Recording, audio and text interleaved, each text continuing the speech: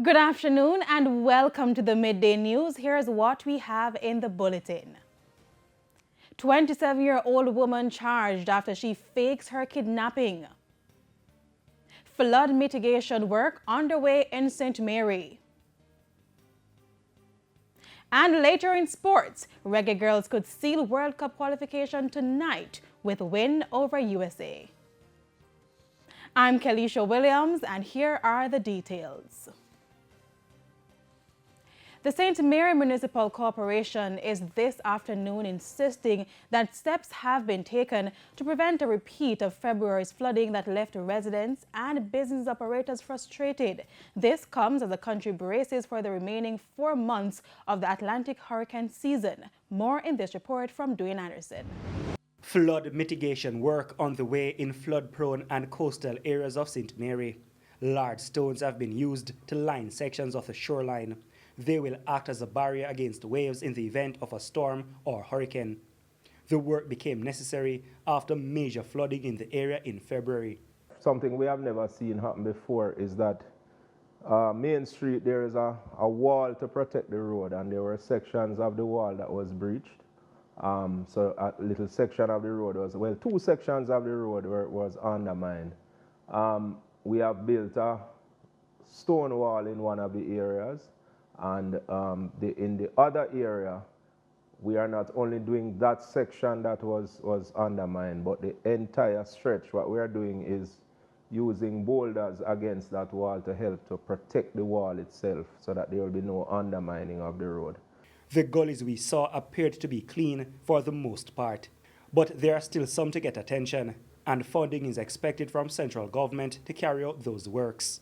Minister Mackenzie has committed, I think it's 600,000 per council division all over the island to do drain cleaning. Those funds should be available in short order.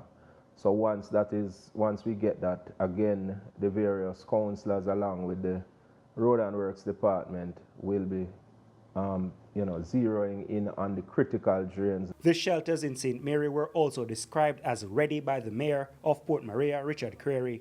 The hurricane season started June 1 and runs to November 30. The season is predicted to be above normal. Dwayne Anderson, TVJ News. President of the People's National Party, Mark Golding, has accused the government of using the COVID-19 pandemic to delay the pending local government elections. The elections have been postponed twice. The government keeps dragging it out. You know, it should have taken place by February 2021. They use COVID as a basis for extending it for another year, even though they call a general election in the middle of COVID. But the local government election was extended for a year. Then in February 2022, when that year ended, they extended it for up to another year again, using COVID as an excuse again. Golding says the PNP has been preparing itself during the time and he believes the party is now ready to go to the polls. Mr. Golding is optimistic that the PNP will be successful. We have been working in the meantime, strengthening our organization, getting our candidates in place. We have some excellent young candidates. I'm very pleased and proud that the party is able to attract the quality that I'm seeing. I think it augurs well for the future of Jamaican politics, and we expect to do well. I don't want to attempt to give you any projection as to divisions and so on, but I expect that we will do well and hold our own and improve our position. Pregnant women are being urged to take extra precaution in the wake of a reported increase in the maternal mortality rate since the onset of the COVID-19 pandemic. O'Shane Masters reports. In the United States, the National Center for Health Statistics reported an 18.4% increase in U.S. maternal mortality, which means death during pregnancy or within 42 days of pregnancy between 2019 and 2020. It noted that the relative increase was 44.4% among Hispanic, 25.7% among non-Hispanic Black, and 6.1% among non-Hispanic white women. Professor of Reproductive Health and Epidemiology Afayette McCaw-Binns, speaking to journalists in St. James on Wednesday, said there was not much difference locally in 2021. The maternal mortality rate in Jamaica normally ranges between 80 and 100 per 100,000. The COVID mortality rate in 2021 was, let me be very specific, was 130 per 100,000. That was just COVID alone.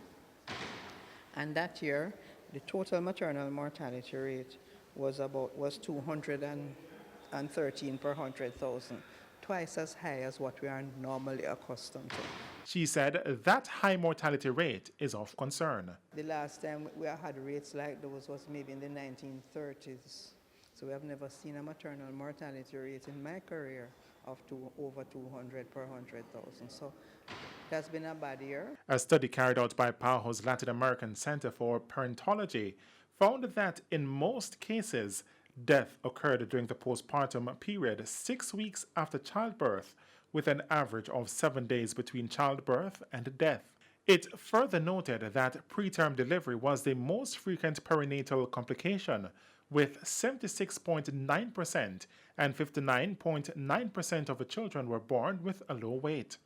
It's why Professor McCall-Binns is advocating for expectant mothers to get vaccinated. If you are planning to get pregnant, get vaccinated.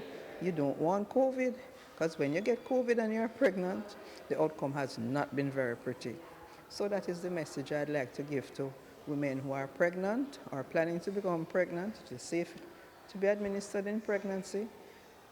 Keep yourself safe and have a healthy and happy pregnancy and delivery. In the meantime, a word of caution to older women who are or are hoping to get pregnant. We have to recognize that as we get older, the risk of having other conditions like diabetes and hypertension before we even get pregnant is occurring, and so we need good quality. They need to present early for care and get good quality antenatal care so that the problems are addressed early and effectively. O'Shane Masters, TVJ News. A 27-year-old woman has been charged by the Counterterrorism and Organized Crime Investigations Branch CTOC after she faked being kidnapped and demanded a ransom from her own family. The police have charged the woman for extortion and creating public mischief. Viewer discretion is advised. It looks like a scene from any Lifetime high-drama movie. A woman seemingly in distress as someone points a gun to her head. The video could arguably have been enough to scare any family whose relative has been kidnapped. Except it is all fake. The plot twist: according to the police, the woman pretending to be a victim is in fact the perpetrator. In a statement on Wednesday, the police identified the woman as Shamika Miller, a customer service representative from Seaview Gardens. The police said on Monday, July 4, Ms. Miller falsely conspired with her accomplices by stating that she was kidnapped while demanding money from her family members for her release. It's further stated that she sent her family members the video footage with a gun pointing at her head, but when her demands were not met, she reported that she was released on Spanish Town Road. The statement said an investigation was launched and it was theorized that the allegation was false. She was arrested and interviewed in the presence of her attorney, after which she was charged.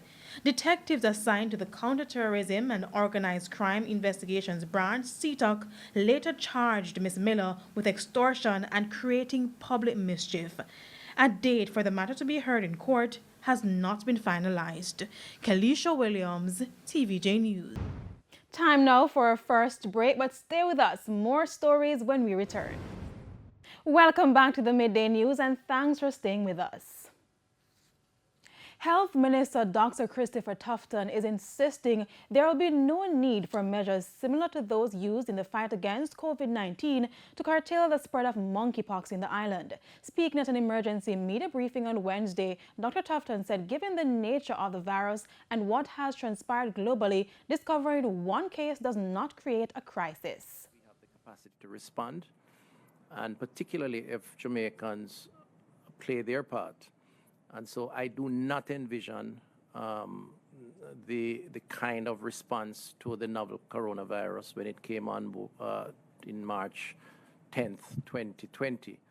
I believe that we can manage this current threat And if we play our part, we can manage it in a way where we can continue to live our normal existence and go about our business, whether play or otherwise. Driving schools will soon require a license to operate, and paid driving instructors will have to be certified. Now, those are part of changes to the regulation to govern the new Road Traffic Act. The certification and licensing will be undertaken by the Island Traffic Authority, but will not apply to family members or friends teaching each other to drive. Transport Minister Audley Shaw gave details in this week's sitting of the House of Representatives. The prerequisites for a person who wishes to be certified as a driving instructor include being at least 24 years of age, having not less than 24 months licensed driving experience, and successful completion of a driving instructor training program approved by the authority. Other conditions include character references, criminal record check, and any other security vetting and medical fitness. Based on the information received, the authority has the discretion on whether to certify an applicant. If the application is refused, appeals can be made to the tribunal. Certificates will be valid for 5 years but can be suspended or revoked. In respect of the licensing of driving schools, a driving school requires a certified driving instructor as an owner, director, or partner, adequately equipped buildings to be used for classrooms, and an instructional program that meets or exceeds the standards established by the ITA, the Traffic Authority. The family and friends of 27-year-old Kurt Reynolds are seeking the public's help to find him. It's reported that Mr. Reynolds was last seen on Eastwood Park Road in St. Andrew wearing a grey t-shirt, blue jeans, and a pair of burgundy shoes. He's of dark complexion, medium built, and about 6 feet tall. Anyone who has seen or know the whereabouts of Mr. Reynolds is being asked to contact the Halfway Tree Police Station at 876-926-8184-5. And for the latest in the financial world, here's Cody and Barrett with the Business Minute. Imperial Optical Jamaica, which sells tested eyewear through a national chain of 9 stores, plans to build a 3-story complex on Lady Musgrave Road in Kingston. The complex will mostly comprise retail space and medical offices. It is the largest development to be attempted by Imperial. The eyewear company received approval from the Central Planning Authority, National Environment and Planning Agency NEPA, for the development in June, but now awaits sign-off from the Kingston and St. Andrew Municipal Corporation. And in business internationally, the pound has fallen to a 2-year low against the US dollar, reflecting traders' increasing concerns about recession around the world as energy prices continue to soar. According to UK analysts, the sterling is also weak because markets are worried about future UK economic growth. They further added that the sterling could fall even further after predictions of economic stagnation and as inflation rises. London shares regained some ground on Wednesday following Tuesday's falls. And that's it for the Business Minute. I'm Cody Ann Barrett. Time now for the top regional and international stories. Here's Sandy Williams. In the region, in St. Lucia, opposition leader Alan Chastanet has expressed concern at what he termed the government's tone-deaf response to rising inflation, rising gas prices, and major economic woes affecting St. Lucians. Chastanet says it seems the government's meaning to putting people first is putting people first to bear the brunt of the negative impact, warning that if policies were not put in place, the island's economic gains will be eroded, resulting in unemployment. On the international scene, British Prime Minister Boris Johnson has resigned as Conservative Party leader following a wave of government resignations.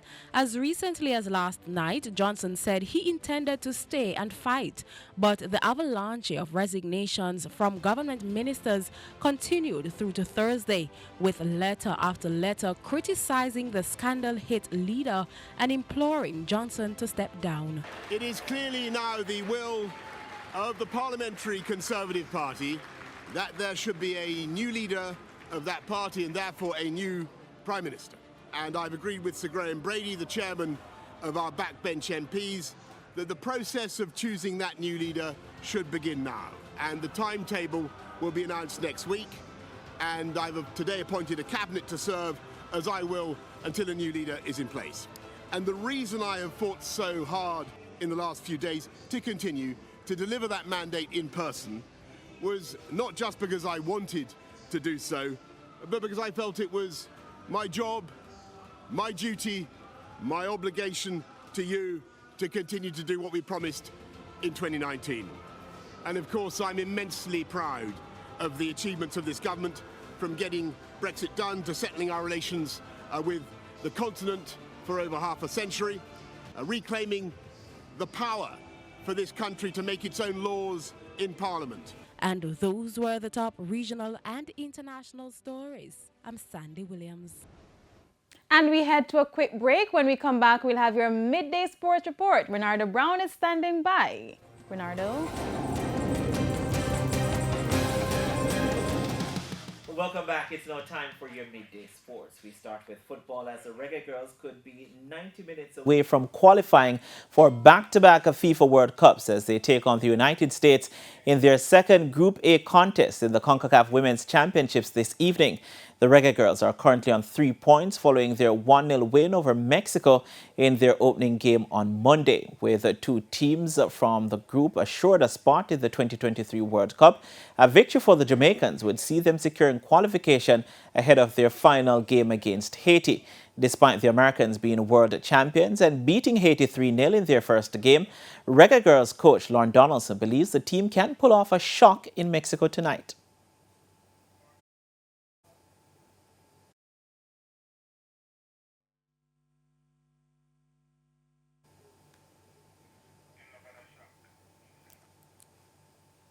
They're fighters. They have been in the underdog role for so long that they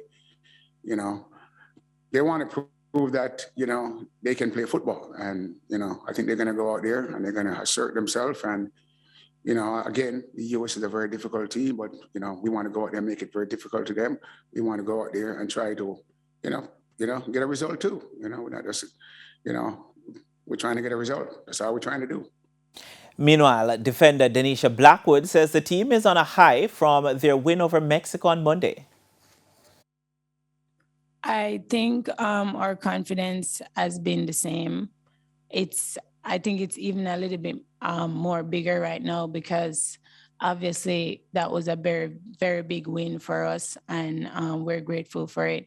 But I think this team confidence never dropped despite whether we win or lose. And that's a very big thing for us. Now, this evening's game kicks off at 6 with Haiti playing Mexico in the other group game at 9.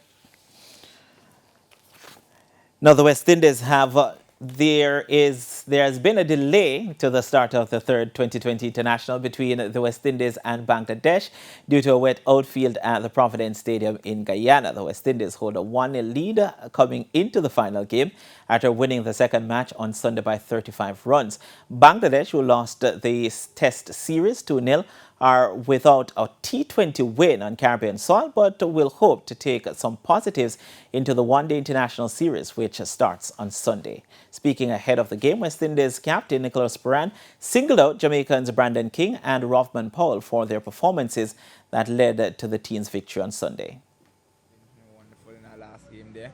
And I think not only, I don't want to keep singling out anyone, but it was a collective effort. A lot of guys put their hands up, and that's what we want from a team perspective. Again, we are playing a brand of cricket where we know T20 cricket is very inconsistent, and it's difficult for guys to keep performing day in, day out. But it's nice that guys are contributing, and that's what matters the most. At the end of the day, once we can get the guys doing exactly what the team needs to win, then we are happy. All right, your personal...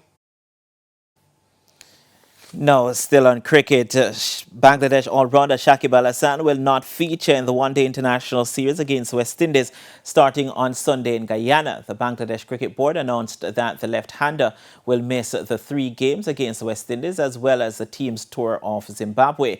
Bangladesh are scheduled to play 3 ODIs after the ongoing T20 international series at Guyana on July 10, 13 and 16 respectively. And that's it for your midday sports report. Kalisha, it's back to you. Ardo, and I'm Kalisha.